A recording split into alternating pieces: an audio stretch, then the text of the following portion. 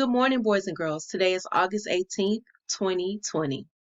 Today in science class, you will be learning about safety equipment that is needed for the science lab.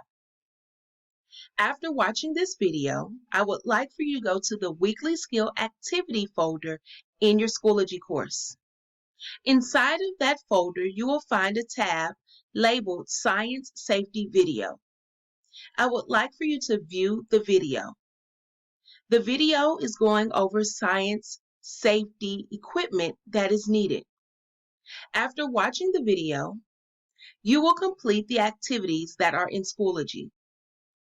Again, the first step, after this video, you will watch a video labeled Science Safety.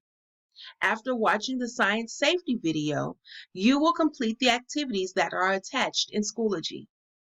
I hope you learn a lot about science safety and what's needed in a science lab. Enjoy! See you tomorrow.